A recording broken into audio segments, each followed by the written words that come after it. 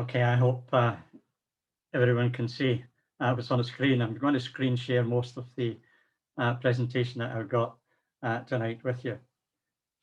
Just a couple of things before I start. Thanks to all who have joined, and we pray that what we're going to do is just give you a brief introduction, a sketchy introduction to the work that's going on with Share Africa Zambia mainly. So before we do that, I would like to read some scriptures, please. It's from the letter to James. So the epistle to James in verse 8, I put the words up on the screen so that you can see it yourself. If you fulfill or are fulfilling the royal law or the sovereign law, according to the scripture, thou shalt love thy neighbor as thyself. And that's a verse that we're also so familiar with. In fact, it's mentioned 7 times in the scripture. So being mentioned 7 times, then I'm sure that it's a verse that really ought to grip us. The epistle to James is one of those epistles that is very personal. It's like a self-appraisal. It puts you on trial. Your faith, personal faith, is on trial when you read through the epistle to James. And it's much the same as the epistle to John. So when you read these epistles, it kind of hits you where it hurts, so to speak. And you've got to respond to it. And so the royal law, and that's probably why it's called a royal law, because it's mentioned so often, it's above all other laws that we would have. And it is, in a sense, the main principle of Christian ethics throughout the whole of the scriptures. And then it says you are fulfilling, and that is carrying out or accomplishing, right? It really means to complete something. In other words, don't start something that you can't stop. And that's really the meaning of the word. And then the word neighbor is our fellow man. Now, if you were to go to the epistle to Galatians, I've actually quoted the verse here. Let's not be weary in well-doing, for in due season we shall reap if we faint not. And we have therefore the opportunity, let us do good unto all men, especially unto them of the household of faith. So in a sense, neighbour covers everyone. And in this particular time of lockdown and the stress and the strains that people are going through within our society, I'm sure there's something that we all can do.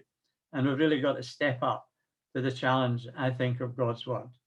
And then further down, this is in chapter 2, by the way, it is the kind of tests of faith, of course, throughout the whole of James's epistle. But then in chapter, further down to verse 15, it says, a brother or sister be naked or destitute of daily food.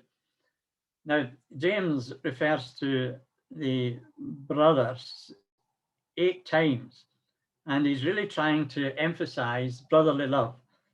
It's a fellowship, a unity that is even stronger than your own family ties. But in this particular verse, he actually adds sister. And this is the first and only time that it's actually mentioned in James' epistle. And I believe that that's probably the case because a lot of women in the early church were widows because of the persecution and because of the imprisonment of believers. And then they were destitute and often had families to feed. And so therefore, I think that's why sister is actually mentioned here. And then destitute is something which is not just a one-off, but something that is a kind of sustained situation that these dear people are in.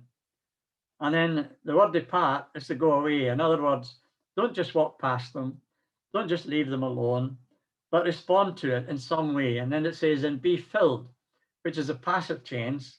And it says, be filled, because you've got to do something about it. We cannot hide, in a sense, from our obligation. These are just a few things that I've mentioned here up front. I thought there was a useful comment, something that stuck to me, by Zogetes, who's a Greek student of Scripture. And he says, it is the imperfections of this world which provide a great opportunity to test the genuineness of our faith. And I think that is absolutely true for all of us. So I'll carry on now with the presentation that I have. Just a minute.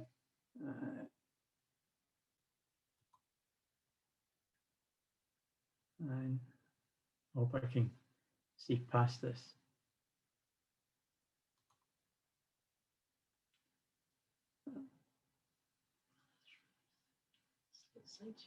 Yeah.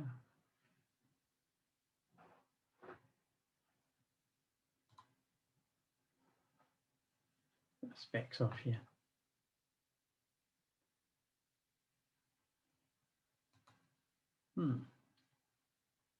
Just give me a tick here, please.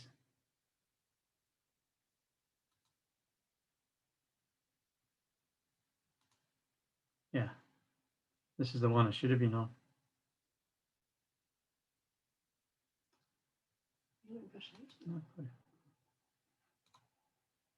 Okay. So this is widescreen. If any of you have got up the little images at the side, you can actually delete those or move them down so you can see the full screen. So I'm going to speak today about Share Africa and Share Africa Zambia. The country is obviously landlocked, and I'm sure I'm not going to give you a geography lesson. You all know where Zambia is. What I will do, however, is, in fact, just give me a tick to see if I can get rid of some of this stuff on the screen. Yeah. I'll give you just a brief rundown and dates as to why, the United Kingdom has been so involved in Zambia for so many years. Firstly, it was David Livingstone who went to Zambia in 1955, and he was actually, pioneer there for a good number of years and died there in 1975. And then, of course, we've got Cecil Rhodes, who became commercially involved in the northern and southern Rhodesia, due to the large mineral reserves. And then northern Rhodesia became a British colony. And in 1953, the Rhodesias were actually joined together with Malawi to form the Central Africa Federation. And then in 1964, in October, after the federation was dissolved, northern Rhodesia gained independence, and the Republic of Zambia was actually formed. And then it was Kenneth Kaunda who became the first president, and he remained in office. I think it was 1988. And then in 2015, Edgar Lunga, who's the current president, he has remained in office from 2015 until now. There are 3 political parties in Zambia, and the reigning party at the moment is called the Patriotic Front. Jim, Jim, I'm sorry to interrupt, but we're still on the first page. Oh. I'm sorry to interrupt you. Still on the first page. That. Can you not see that page?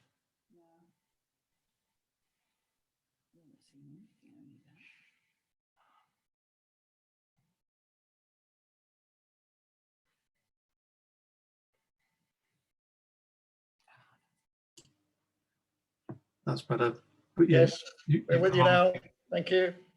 It's on mute again, then. Yep, you're okay. That's okay great. Now. Excellent. Thank you. All right. Is that it? Just minimize this here.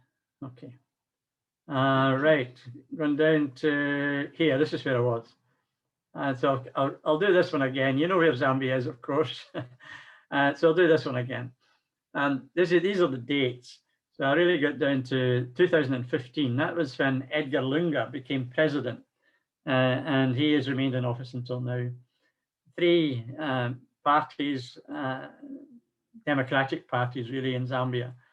And Lunga has been the president of the PF, the Patriotic Front, since then. The next elections are in 2021, and we do pray for a kind of harmonious change, if it be a change, or certainly a harmonious time during the elections, because the country is quite fragile at the moment because of the economic situation. Now, I put this slide up simply because of the statement I've got at the bottom. Zambia is officially a Christian country, written into the Constitution in 1996. 85.5% of the voting population are Christian of various denominations, but many other religions and traditions are also present. So Zambia has always declared himself to be a Christian country. And even President Lunga himself, I don't know which particular denomination he would perhaps favor, but he actually visited us and visited an assembly in the Eastern Province one Sunday when he was there, and joined us for the Sunday meetings. So it gives you a kind of indication of the man's interest. And then we say, why Zambia? Well, Zambia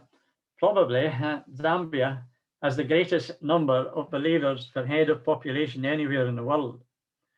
And again, probably Zambia has the greatest poverty and malnutrition levels among believers per head of population anywhere in the world. And that's because of the density of Christians per head of population in Zambia.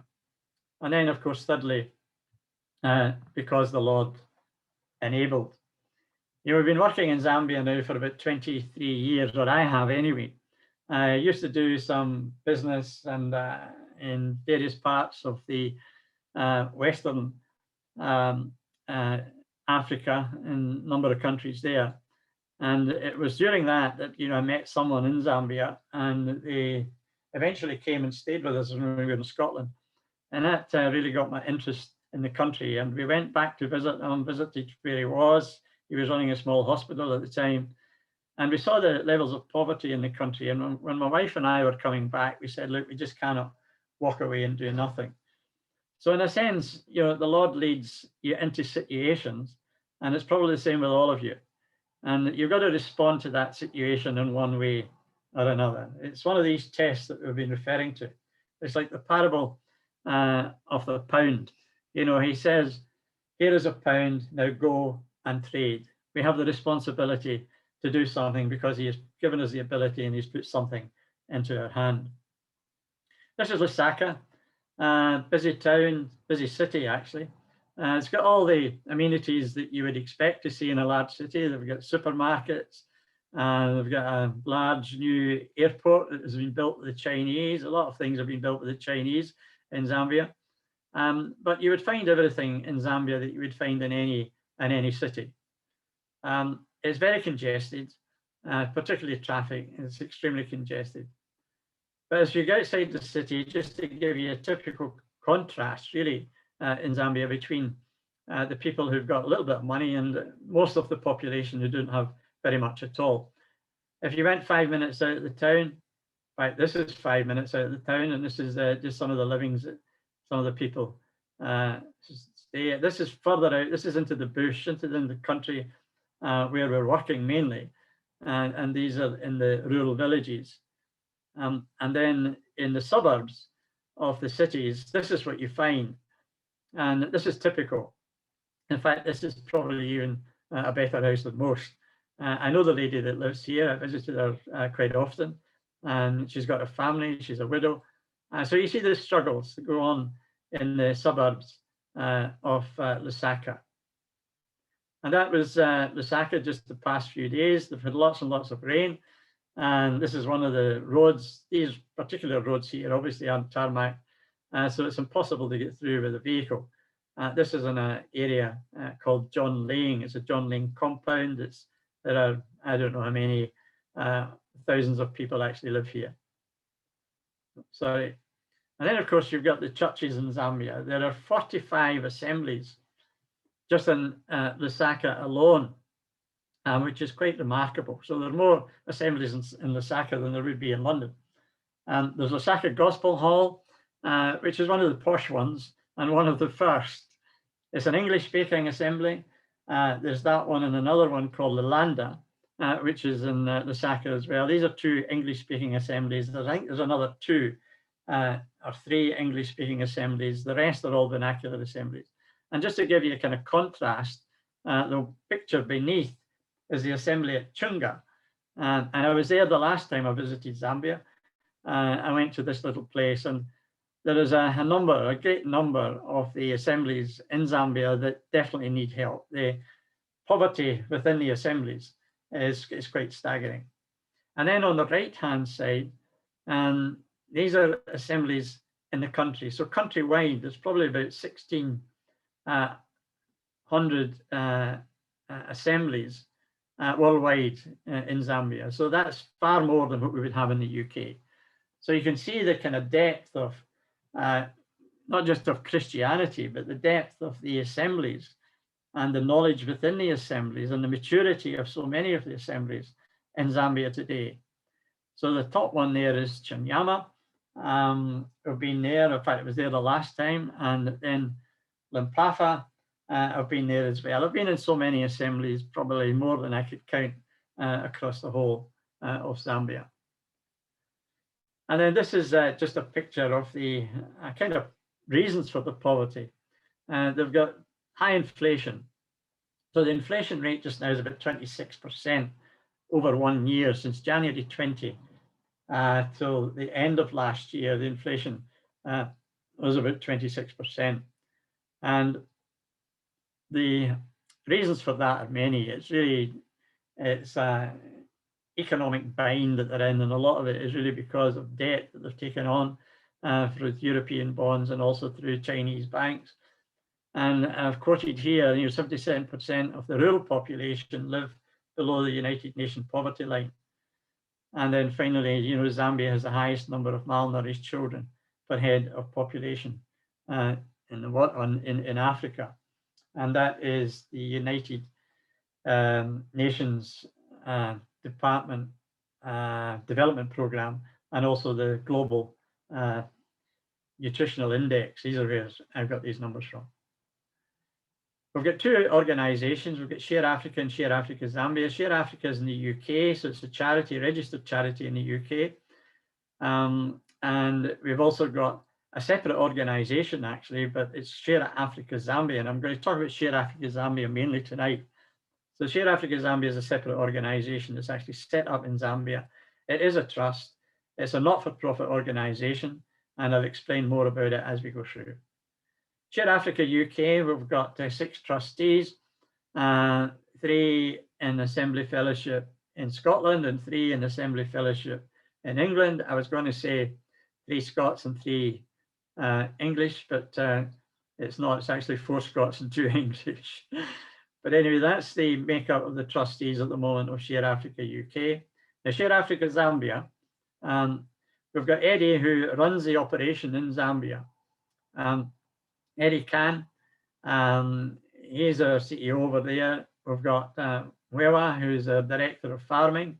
We've got Wandy, who was with us for many years, who run the orphan program. Wandy took early retirement, but he still helps us, when he can. He's our company secretary, and then of course yours truly.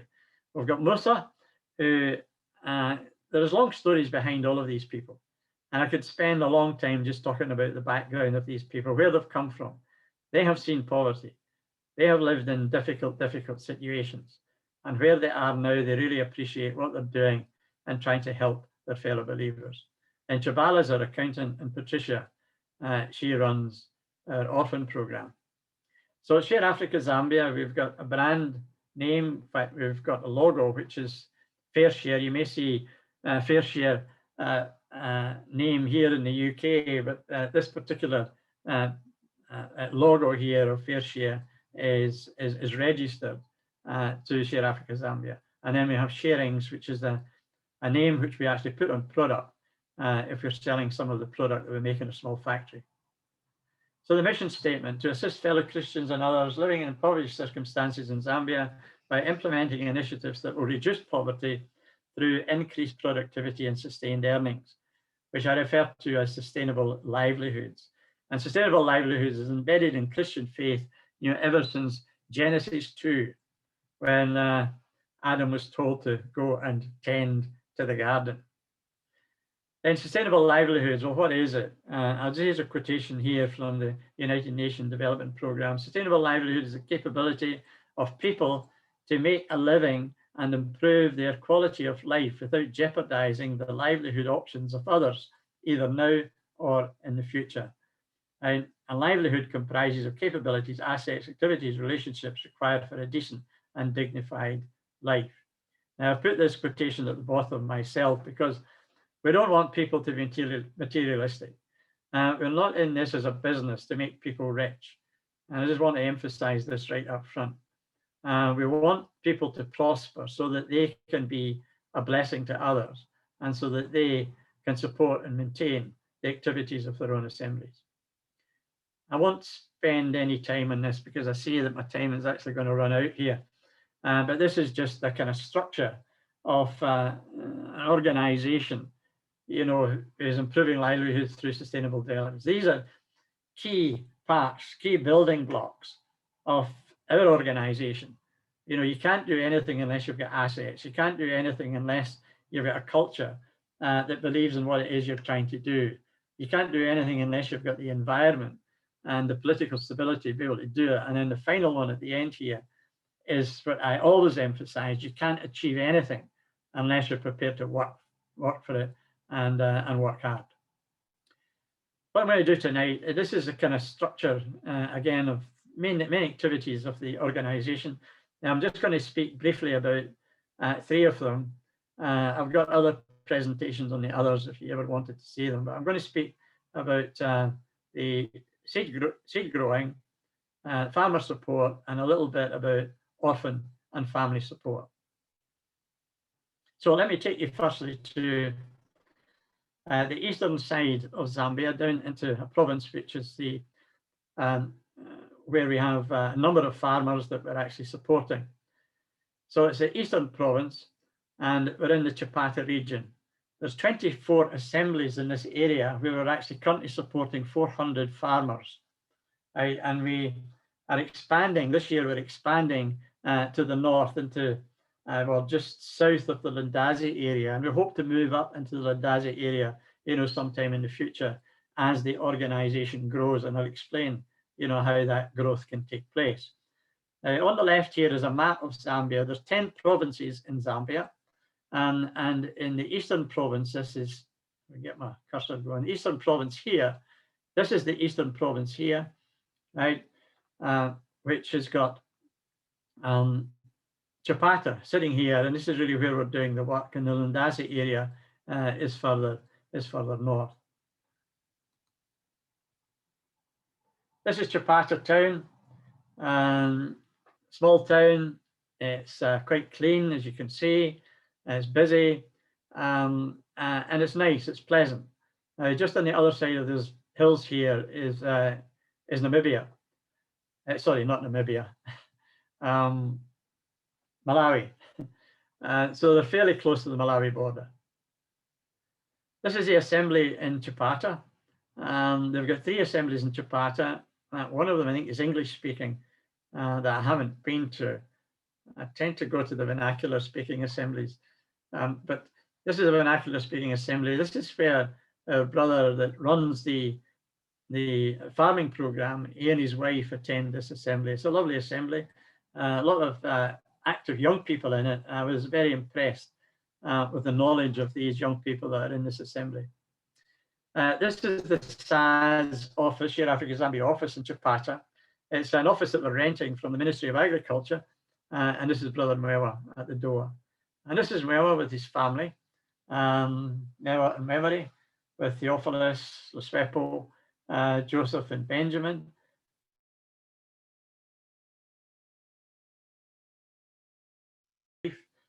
With their family, Jehoshaphat's. Now, I'm not going to try and pronounce the next one, but you can see the names of his children. I wrote them down. Lovely family. Now, just talking about the farming work itself, I've broken it down into 3 different categories here. We have an outgrow scheme. Now, the outgrow scheme are farmers that we support under sponsorship. So we've got 45 farmers that are actually sponsored by UK donors. So the UK donors, people kindly come on and they say, we want to sponsor a farmer. So they sponsor a farmer, it's about £20 a month, and that money goes to that farmer. So with 45 farmers being sponsored by UK donors, we have 105 farmers that we subsidize through Share Africa Zambia, through the profits that we make through selling seed. And I'll explain how that works just in a minute. So, and in addition to that, we've got 215 farmers, which are on partnership schemes with us. So altogether, there's 365. And then we've got seed farming. And the seed farming, we've got 2 seed farms, and we've got 110 subcontract seed growers. Now, that's all I'm going to say about that at the moment. I'll explain in more detail in a minute. Seed and grain trading, I won't speak about that at all. We've got these employees. They've got 12 employees, actually, full-time employees down in Chapata. These are some of the guys. We've also got lead farmers, and the lead farmers are responsible for 15 to 20 other farmers. And so they take care of the farmers. They help with the training, they do the checking, etc. They also organize the transport from the farms, back to the central points of storage, etc., etc. So the lead farmers play a key part in the work that's going on down there. And this is the area. There's 24 assemblies, as I said, in the area, and they're fairly scattered. Now, some of them are fairly difficult to access, as you can imagine. They are rural farms. When I say subsistence farming, these farms have probably got between 20 and 30 acres of farm to manage. So I'm going to talk about seed. Seed, we've got various types of seed. On the left is groundnut seed, on the right is soybean seed. I'll go through step by step, and I'm going to speak mainly just about what's happened in the last 3 months. I'm not going to back into the history of anything. So in the last 3 months, at the end of last year, I visited the chief when I was down, when I say last year, the end of 2019. I visited the chief when I was down there. I had a good meeting with him. He was very encouraging. And he said, look, if you need more land, I can give you more land. So at that particular time, we definitely did, because growing seed, you've got to rotate the crops, and we didn't have enough land to do proper crop rotation. So he said, I'll give you a piece of land. So he gave us a piece of land, and it was bushland, and we had to clear it. So these are the guys clearing the bush at the end of 2019. Once it was cleared, there was all these stumps. Now, it's very difficult to remove the stumps. You've either got to burn them out or dig them out, which is an enormous task. But anyway, we managed to plough around most of it to break up the soils. And ploughs with oxen are really important for us. I'll explain again a bit more about that in a minute. Then after it's ploughed, the women come out and they do the sowing. Women play an important part in the farming activities in these areas. So here they are, they're sowing, and the picture on the right is the seed which is germinated, and that was between Christmas and New Year. And as of last week, beginning of last week, this is Betango Banda, the supervisor of the Chumansongo farm, and these 35 acres of seed crop. So he's delighted with the germination of the crops in this new farm, and we're really pleased for him. Then we have a Magalo farm, which is 80 acres, and this is Mosaso and Brenda Banda, the caretakers of the farm. And this was us ploughing in December and sowing. And then, of course, just again last week, I got this picture in of the crop, which is now growing.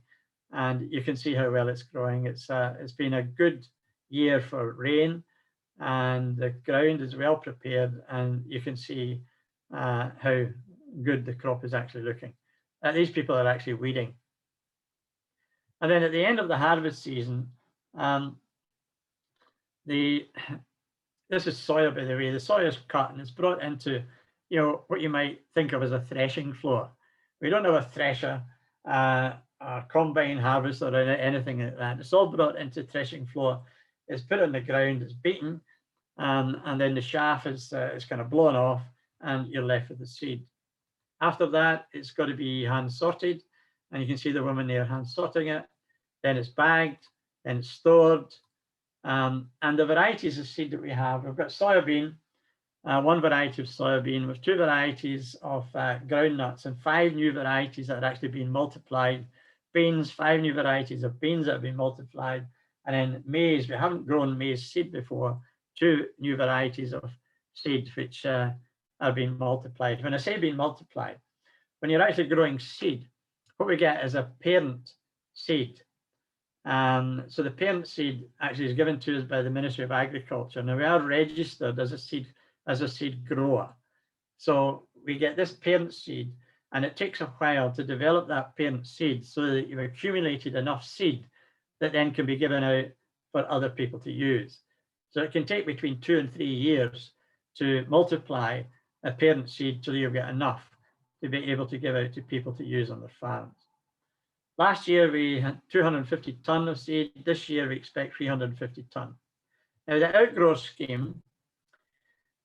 scheme is a bit different. So we've got people on full sponsorship that I mentioned earlier, and we give them seed, we give them bags and twine, we give them line, transport, sorting and grading, chemicals against armyworms and other diseases. We give them training, we give them weeding loans, and we buy their crop back at a subsidized price. Now that's to help these people. We're actually trying to lift these people out of poverty. When we started this work, these people, they didn't have a roof over their head. They couldn't send their children to school. They were finding it difficult to produce enough food to last them through the year.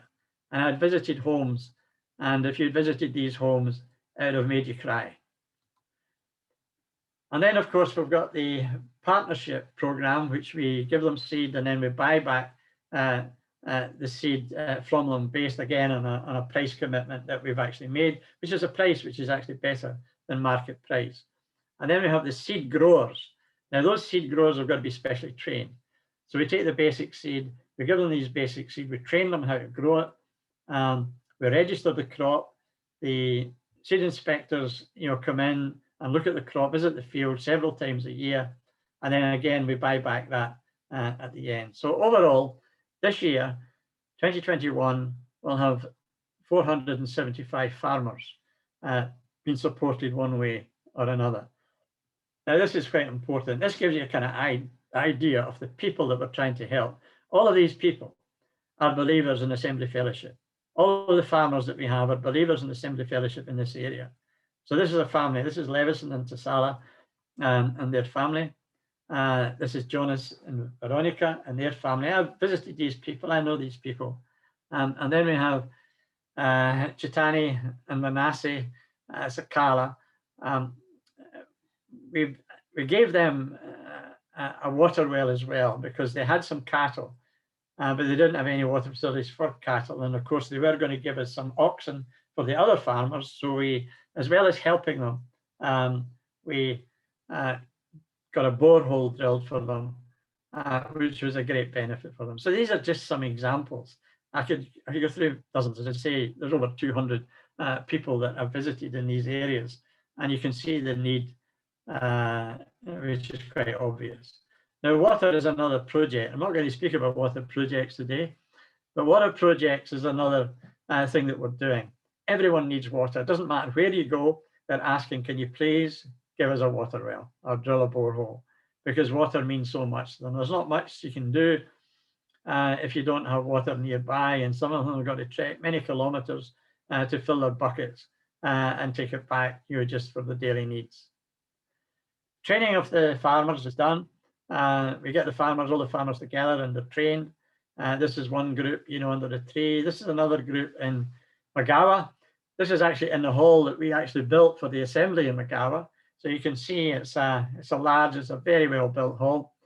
And they're being trained in how to use particularly chemicals, because some of these farmers have never used chemicals before. Now you might say, oh, why use chemicals? Well, that's a long story. If you want to go into some detail about seed growing, then we can do that at a later date. And then, of course, they go to their fields and they dig them. This is the seed farmers, not the seed farmers, the grain farmers. And it's very traditional.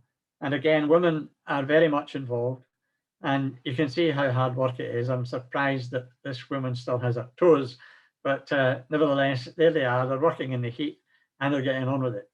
This is their livelihood. If they don't grow food, they'll starve. It's as simple as that. So we help them as much as we can to be as successful as they can. And one of these things that we do is we provide oxen for them. Now, the oxen has been a great benefit. So you can see the difference. by having a pair of oxen, then a farmer can cultivate an extra 10 acres of ground.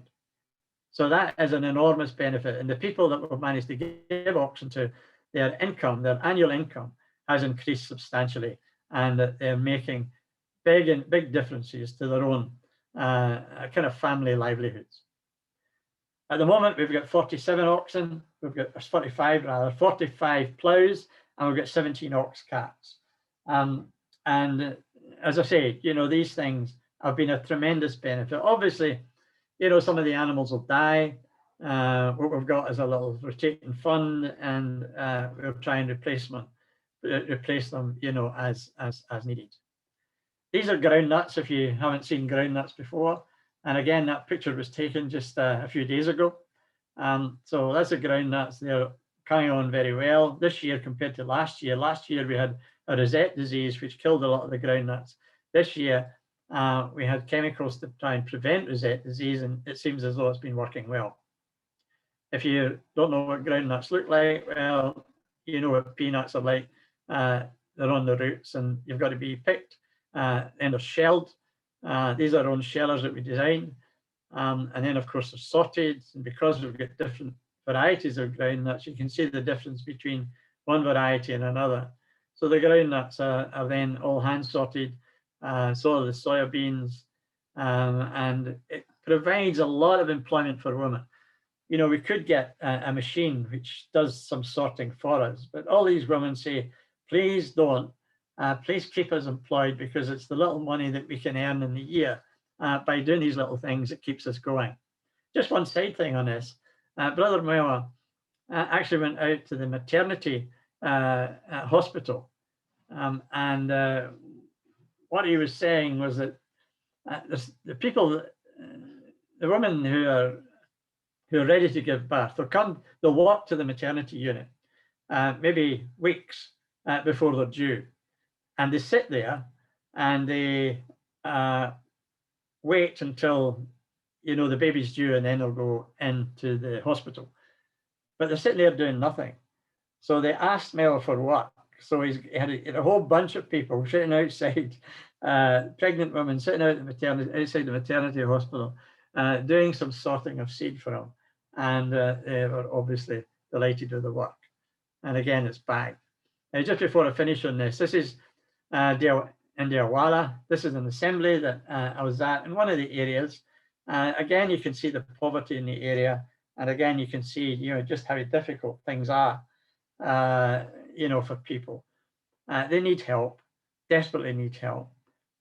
Great bunch of people. Some of the women here are remarkable in their strength and in their strength of faith. But you can see the division here. The women sit on the floor. That's because they haven't got enough chairs. And the men sit in the chairs. I don't know, somehow us guys have, I don't know where we've gone wrong, but maybe we're in an environment where we really respect equality, which is really what we should be doing anyway. This is the McGawa Hall that I was telling you about. They built it themselves. Well, when I say we built it themselves, there was no outside help that came in for this. We gave them material. There were some bricklayers, you know, around the area that we got, and the whole place was built. And it's a very substantial building. We've even put solar panels up, and we've got solar lights inside. Now, this hall was built with a gift that we got from an assembly that had closed. And they said, we would like you to use the money to build another assembly. And of course, that's what we did.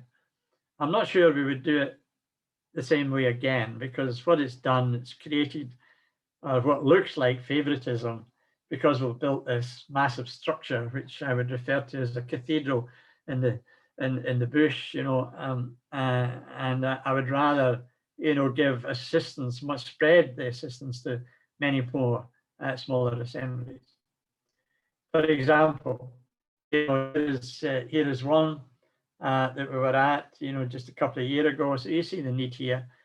And this one's actually quite interesting. This is in Kumlazi, which is an outreach work which was started by the assembly in Chapata. And they started it, and the little company there grew. We visited them a couple of times and we could see the numbers were growing and growing. And they said, look, can you help us put up a structure? We visited the chief. The chief gave them land, and the chief was said, look, I'm only going to give you land if you build something which is a proper structure. We don't want something with mud bricks. And so we said, okay, we'll do something proper. And we built this. We gave them we gave them the money. And when we were down there, he organized all the work, and the men in the assembly actually labored themselves to get the place up. Now it's where it is today. I think the roof has gone on, and they'll probably plan an opening sometime end of February, beginning of March. Now I'm going to come back to Lusaka. And outside of Lusaka, there is a place called McKenney, and that's where our office is in McKenney. This is the office that we've got in McKenney. So this is like our head office. It wasn't finished at this particular time when I took this photograph. And Brother Eddie, he is a remarkable chap. I've trusted him with everything. And, you know, we treat him like one of our own. This is his family, plus his dependents. So at the left here is his dear wife. And then the lady here, she is his now stepdaughter, I think it is. And then his two sons, and then another friend. They all live in the same household. Eddie has got five of them, and then the others are what they call extended family. This is a little factory. We make several things in the factory. We try and use the product from the farms to add value to it, so we can generate some income to support these other activities. That's what sustainable development is all about. So what we're trying to do is be self-sufficient in as many areas as we can. These are some employees in the factory, and they earn their own wage. So no subsidy or no money from the UK supports these people. Everything they do, they make, they sell, and they pay for their own salaries. So this is what I would say is sustainability in action. We're actually making it work. These people didn't have jobs before. So we're bringing them in, we're giving them skills, and they're working for us, and we would hope to be able to expand that facility. These are some of the products that we make. We make peanut butter, and we make several cereal products. Now, these cereal products, we're not actually full production of these at the moment because we didn't have the machinery to make the quantities that was needed. We're just installing some stuff at the moment. Now, I want just to speak briefly about this Feed the Family program. Right? It's a product that we're making in the factory, which is called corn soya blend. Now, we make it from a mixture of corn and soya. I'll explain how we do that in a minute. So in the orphan program, we've got an orphan program of 212 children. These are sponsored by mainly from people in the UK. So these children are all sponsored to go to school. During the lockdown, certain things changed. The children weren't at school. People were really desperate for money. There was obvious malnutrition and shortages of food. So we decided to start this feeding program. This was back in September. We actually managed to kick it off in October. So the feeding program is food that we give to these children's families. So rather than give it to one orphan, because in the same household, there might be other siblings that are suffering as much as that child, if not more so. So we felt it unfair just to give something to that child, the orphan. So what we've decided to do is to give this food, this special nutritious food, to give it to the family. This is what it is. It's food that is easily cooked, and it's pre-cooked already. All they have to do is heat it with some boiling water, and it's ready to eat. So it's something that can be done very quickly. How the whole process works is we take, as I say, you know, the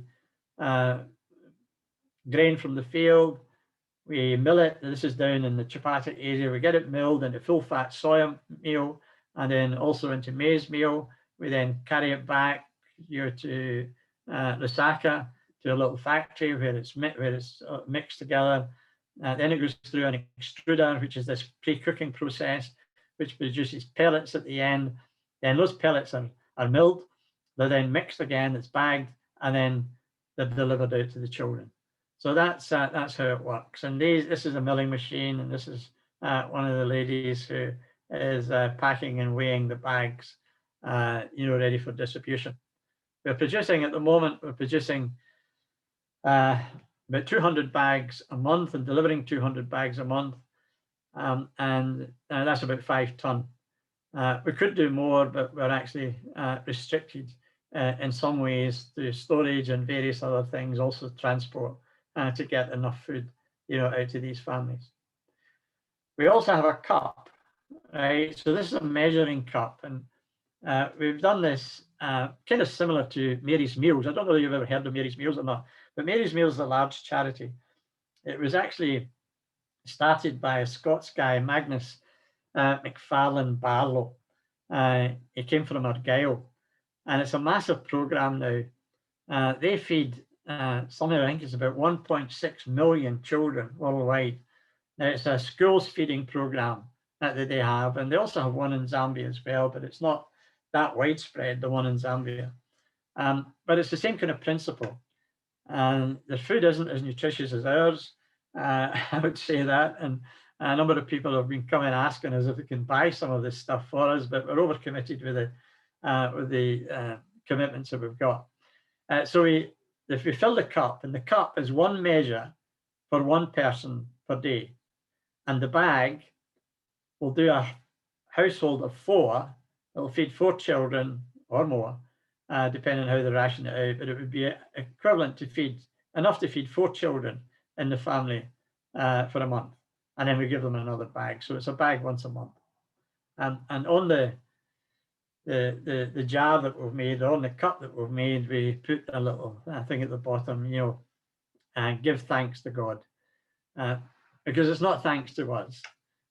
God should really be praised and honored for giving us the ability and the means to be able to distribute this food to these children. And this is just a kind of example of some of the children. This is John Lane compound, and these are the little kids that are getting the food. This is in Garden compound. This is Mr. Maluza Chengo. Now this dear brother, he lost both his legs. You can see he's got artificial legs. And his children, his grandchildren used to come to him every day asking him for food. And he's so grateful now that he's got some food and he can feed his grandchildren. This is typical of the situations in the suburbs. Then we have, another family in Veseko. We have a couple of brothers. This is Frank and Gershom in Chilpatrick compound. And so it goes on. I could show you so many of these pictures. We can't get a vehicle into some of the areas because it's a converted minibus that we've got, and it's really not suitable for getting into some of these places. So we meet them at a certain place, they bring their barrow, and they take their food away with them and distribute it as necessary. And this is the same. This is in Kayama compound, where they're barring their food off to distribute to the folks that need it. John Lane compound, another example. This dear lady, she's really very sick, but yet she looks after her children, her grandchildren rather, and she's just so grateful for the help that she's receiving. All of these dear folk are believers in the assemblies. So is this woman here. She's a widow, and this is what she said. She's going to see the Lord's hand at work. They say that God will make a way where there seems to be no way. May God bless the people who are helping me, she said. And this is Alice. She's a widow of 6 years, and she lives with her 5 children, selling street stuff. This is, I'm just checking my time here, right. This is Spider. Again, with some children in the program that have got some special needs. Spider was deaf, and we took him to hospital. This was a number of years ago. And the hospital said that they thought they could do something about it. So after a few operations, he got partial hearing back, which was wonderful. He was at school, but unfortunately, he really couldn't make it through school. I think he made it through grade 6 or grade 7. And then he said, look, I can't do any more. So we sent him on a training course as a mechanic, and this is him with his mechanics gear on. And so that's what he's doing right now. And we're giving him some food supplements as well. So there's a number of children like that on the program that need some special help. Now, just to finally wrap up, just a couple of things. There's many other things that we're actually doing that I'm not speaking about today. There's drilling programs, for water. We've got a further education program to sponsor students. We've got 6 students being sponsored through university or college at the moment. Now that's a big commitment because that's, a 5-year program. Some of them have already graduated, and we're so pleased that they've been successful. And then on the left, again, there's a woman with a stall. Because there's so many widows, and I've written up an article about this in a newsletter, which is just ready to go to print. So you'll see it in the newsletter. There's so many widows in the assemblies, and the assemblies don't have enough money to support these widows. And what I'm looking at just now is the possibility of setting up a microfinance scheme. I don't know whether any of you are familiar with microfinance, but it's where we set up small loans. We either give them a loan in terms of an asset or give them a loan in terms of cash. Now, this is where a few people, a few women can work together, and pull together. Maybe 3 sisters, 3 widows can work together to pull together, to generate some income doing certain things. Now, we've still got to work through the process of selection, etc., what they would do, how to train people, etc. But that is something that we're looking at the moment. We've been given a gift to actually set up this fund, so we will be looking at it and seeing how it's going to work. Other activities, I haven't spoken about everything that's going on in the assemblies, but these are details that we can cover in specific updates if you want. I must cover this one before I finish. We put in a new accounting, which is a new business system software, I think called Palladium. Now this is for, as I say, transparency, traceability, and accountability. And above all, it's for compliance. And this is something which is necessary under the UK Company Act and also the UK Charities Act. We've got to be able to control the money that we send abroad. So in Zambia, we've ditched the old accounting system that we had, which is QuickBooks, because it just couldn't manage it. And we've put in this system. It's actually it's called a small ERP system for those that are familiar with these things. And there's complete traceability. So if any person, anyone here, gives us, for example, £100 for a person, we've got complete traceability, and we can see in the accounting records in Palladium that £100 was actually drawn and it was given to that person, and we've got a signature for the handover of the money. Now, it's the same with the project. It's the same with anything that we do other than what is a budgeted amount, which we agree at the beginning of the year, and we agree it month on month. So there's certain budgetary amounts, like, for example, for administration and things like that. But for any gifts that we get, whether it's for a child, whether it's for a farmer, whether it's for a well, or whether it's for a church building, all of that, we've got complete traceability. So if someone comes to me and says, look, I want to see where my money's gone, I can show you where your money goes, and I can show you in bookkeeping entries in our accounting system in Zambia. I think that's important. And then finally, just some little things that I put together myself, just little catchphrases. You cannot tackle hunger and inequality without tackling the socioeconomic systems that cause it. And you cannot preach Christianity to people with empty stomachs, but you can ask God to help you provide for their physical and spiritual needs. And then finally, compassion is meaningless. If you look at the word compassion, by the way, it's used in the gospel with the Lord, it is always prefaced by that little word, he was moved with compassion. And that's really what it means. Compassion is really a meaningless word unless you respond to it. So what I've said here, you've got to respond with your inner conscience and be moved. And then finally, faith alone saves. Back to James's epistle. Faith alone can save, of course it can, but a life without works, I believe, is wasted. I'll leave this slide up as a brother would close in prayer, please, because I think I'm dead on 7:30. Yeah. And if anybody wants to get in touch with us, I usually have question and answer time at the end of some of the sessions I have, because lots of people have got lots of questions depending on what subject I'm actually covering. But if you have any questions, then there's my number. You can text me. There's my email address. You can email me, or you can email info@Share Africa. And also there's information on our website at www.shareafrica.com. So feel free to do that, and I'll be happy to respond, or one of my fellow trustees will be able to respond to you. Thanks very much indeed for listening. I hope it's been of some interest to you, and we trust that God will bless that work and bless all the works that you folks are doing individually in the Lord's service. Thank you.